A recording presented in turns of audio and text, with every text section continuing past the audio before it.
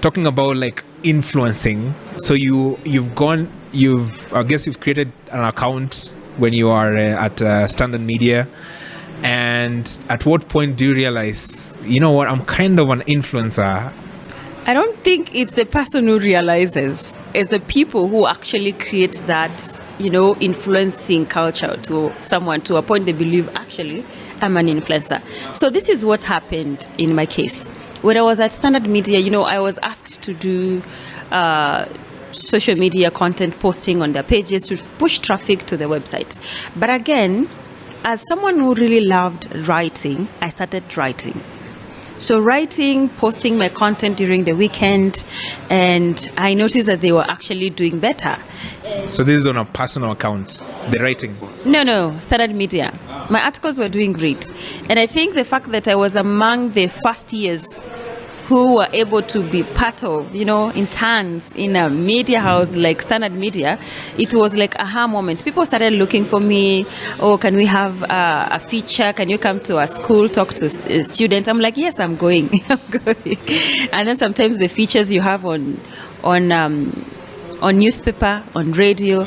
And I think that is what kind of built that popularity. Before we came to influencing, there's some popularity that started to grow. And my name is, I already have a byline, Janet Machuka. And before I used to call myself a funny name. Which is? Jenny Machuks. But that is when I was like, I need to position myself from a professional point of view. So the popularity from the features I got and how I started communicating on the social media platforms, how I used to talk, and I'm here trying to learn something called social media marketing. So that placement helped me to start working with companies who are doing events. And I always say that sometimes things happen not knowing what we are building is something greater than what we know or what we have in mind. Because for me, growing on social media, I usually say it's a coincidence because there were two Machukas and people confuse the Machukas. I'm this popular Machuka from the newspaper, the campus lady who is doing good things in the mainstream media. But at the same time, there's this another Machuka on social media is doing amazing stuff. So you see those two different people. Now people are confusing, which Machuka are we talking about? And that is actually how the confusion brought me to the social media space, especially Twitter. I didn't know what Twitter was, by the way. My account will show that I opened the account in 2015, but that is the time I was at Standard Media because we were running the management using TweetDeck. So you have to create a Twitter account. But I didn't know that it was a social media platform, honestly. So that is how I actually started growing my popularity. And the influence, I would say, people think influence is just about the numbers, but it's more than the numbers.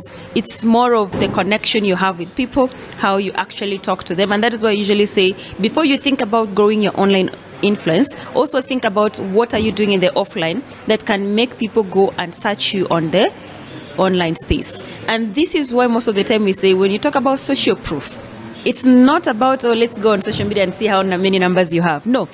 Who is talking about you? Which mainstream media has featured you? Where have you been to talk to people about what you represent as an individual? And I think that's what grows your influence easily and more professionally, other than just saying, oh, I have 200,000 numbers, I have influence. Who told you? There are so many people who have millions of followers, but they don't influence us. They don't have any impact into our lives. So what are you doing in the offline that can actually help you be like a social proof to the social media platform where people will be like, you have influenced people from all angles?